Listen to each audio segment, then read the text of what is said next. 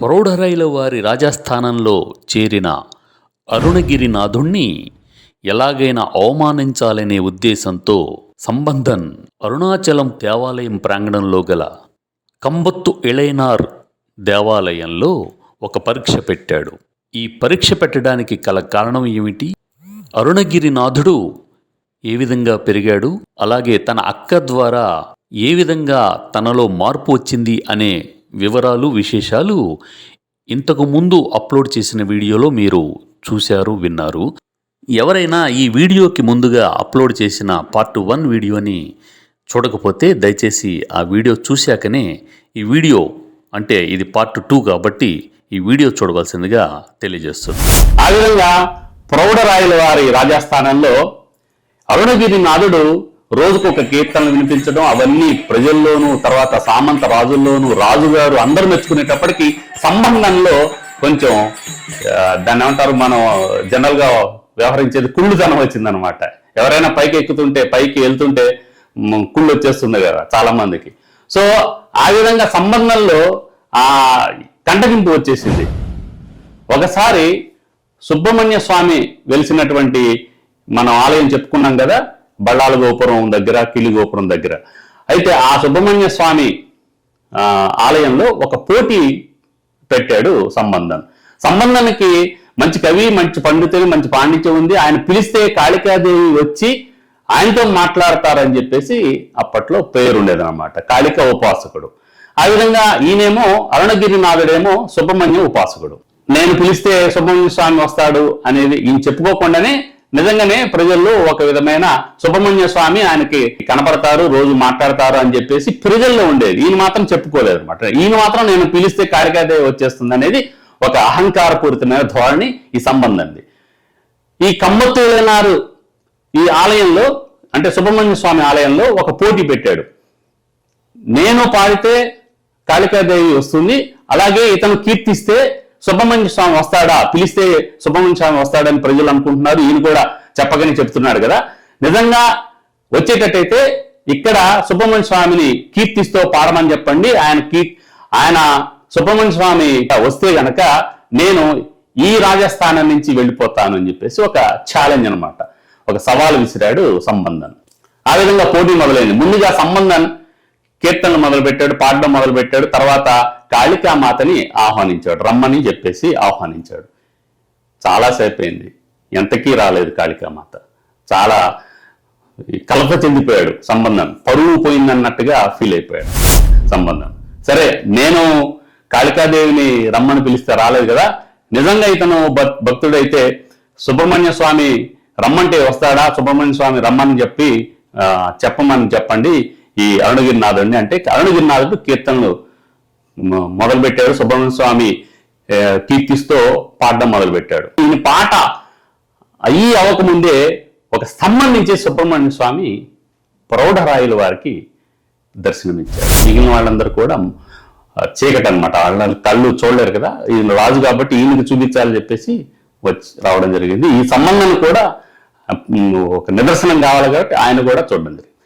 ఆ విధంగా స్తంభం నుంచి సుబ్రహ్మణ్య స్వామి వచ్చాడు కాబట్టి ఈ గుడికి కంబత్తు ఇళయనార్ అనే పేరు వచ్చిందనమాట. ఎప్పుడైనా మీరు అరుణాచలం వెళ్ళినప్పుడు ఈ కంబత్తు ఇళయనార్ సుబ్రహ్మణ్య స్వామి విగ్రహం కూడా ఉంటుంది. ఈ విగ్రహం అంటే ఈ ఆలయం ప్రాంగణంలోనే ఈ యొక్క అరుణగిరినాథుడి విగ్రహం కూడా ఉంటుంది. ఎప్పుడైనా అరుణాచలం వెళ్ళినప్పుడు కంబత్తు ఇళయనార్ గుడి ఎక్కడుంది అన్నారు కండి, ఆ ప్రాంగణంలోనే ఉంటుంది. మీకు కిలి గోపురం, బళ్ళాల గోపురం మధ్యలోనే ఉంటుంది. ఇంకొక విశేషం ఏంటంటే, ఈ కంబత్తు ఇళయనారు గుడి లోపల ఈశాన్యం వైపున ఒక స్తంభం ఉంటుంది. ఆ స్తంభం నుంచే సుబ్రహ్మణ్య స్వామి స్తంభాన్ని పగలగొట్టుకుని వచ్చాడని చెప్పేసి చరిత్ర, పురాణం చెప్తున్నాయి. స్తంభం నుంచి సుబ్రహ్మణ్య స్వామి రాగానే ఆ దేవుని అవతారం చూడలేక ప్రౌఢరాయల వారికి, అంటే రాజుకి కళ్ళు పోయాయి. ఈ కళ్ళు పోయిన తర్వాత ఇంకొక పన్నాగం పండాడు సంబంధన్ అనే వ్యక్తి, పండితుడు అనమాట. ఇంకా పోదు కదా, అహంకారం ఒకసారి పోదు కదా. ఈ సంబంధాన్ని ఏం చేశాడంటే, రాజా మీకు చూపు రావాలంటే పైలోకాల్లో ఒక పుష్పం ఉంది, ఆ పుష్పాన్ని కనుక తీసుకుని వచ్చినట్లయితే మీకు కనుచూపు వచ్చేస్తుంది. ఇది త్యాగల సామర్థ్యం ఇప్పుడు ఏ విధంగా అయితే స్తంభం నుంచి సుబ్రహ్మణ్య స్వామిని పిలిపించేలా చేశాడో, రప్పించేలా చేశాడో, ఆ శక్తి, ఆ మహత్యం, ఆ మహిమ ఇతనికే ఉంది. కాబట్టి అరుణగిరినాథుణ్ణి పైన ఊర్ధ్వలోకాలకు వెళ్ళి ఆ పువ్వుని తీసుకురమ్మని ఆజ్ఞాపించండి, ఆదేశించండి అని చెప్తే రాజుగారు ఆ విధంగానే అరుణగిరినాథుణ్ణి పువ్వు తీసుకురమ్మని చెప్పేసి చెప్పాడు. రాజాజ్ఞ కాబట్టి తిరస్కరించడానికి ఇష్టం లేక ఈ అరుణగిరినాథుడు ఏం చేశాడంటే కిలిగోపురం పైకెక్కి ఒక గూట్లో తన శరీరాన్ని విడిచిపెట్టి అక్కడే చనిపోయి పడి ఉన్న ఒక రామచిలక ఉంది. ఆ రామచిలక శరీరంలోకి పరకాయ ప్రవేశం చేసి ఆ చిలకలాగా మారిపోయి అరుణగిరినాథుడు పైన లోకాలకి వెళ్ళాట. ఈ లోపల ఏం చేశాడు, ఈ సంబంధం ఇంకా అహంకారం, కుళ్ళు ఇవన్నీ పోని ఈ సంబంధం ఏం చేశాడంటే ఇంకా రావట్లేదు ఆయన అని చెప్పేసి ఈ అరుణగిరినాథుడి శరీరం ఉంటుంది కదా, విడిచిపెట్టిన శరీరం, ఆ శరీరాన్ని దహన సంస్కారం చేసేసాడు, అంటే కాల్చేశాడు.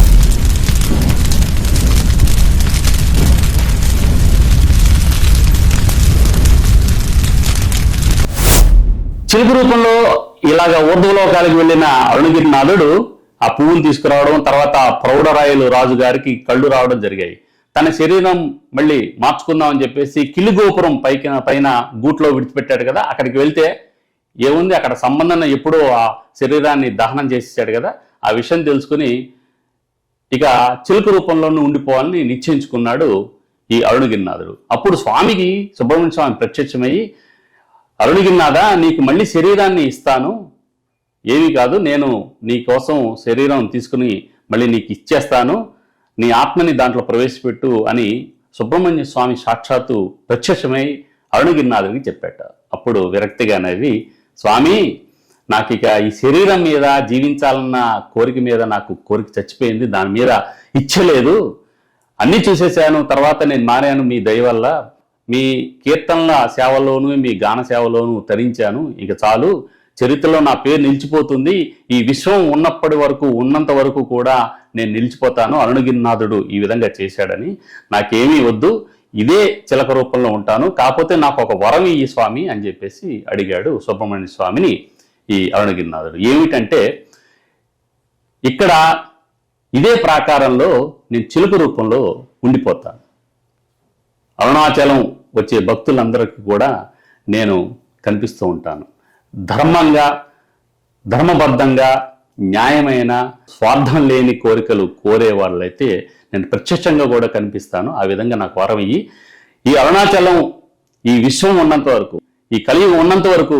నేను ఈ విధంగా భక్తులకి కనిపించేయాలని నాకు వరం ఇయ్యి, నేను ఇప్పటికీ ఆత్మ అంటే చిలుక రూపంలో నా ఆత్మ తిరిగేలాగా నాకు వరం ఇయ్యి, ఇక్కడే ఉంటాను అని అడిగాట.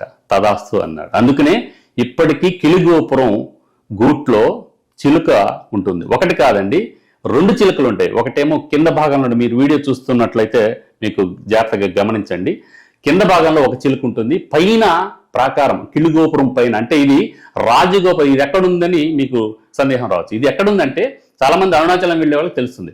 రాజగోపురం దాటిన తర్వాత వచ్చే 3వ గోపురం, 2వ గోపురం బళ్ళాల గోపురం, ఈ బళ్ళాల గోపురం దాటిన తర్వాత వచ్చేది కిలిగోపురం. ఈ కిలిగోపురం పైన చూస్తే చిలక కనిపిస్తుంది, మీరు వీడియోలో చూడండి జాగ్రత్తగా. ఒక్కోసారి ఆ చిలక కదులుతున్నట్టుగా మనకి ఒక ఊహాజనితమైన శక్తి వల్ల మనకి తెలుస్తూ ఉంటుంది. మాకు అలానే అనిపించింది, ఒకసారి చూస్తే ఇక్కడ కనిపిస్తుంది, ఒకసారి చూస్తే అక్కడ కనిపిస్తుంది. మేము స్వయంగా అది అనుభూతి చెందాం, అనుభవంలోకి వచ్చిందనమాట ఆ అనుభూతి.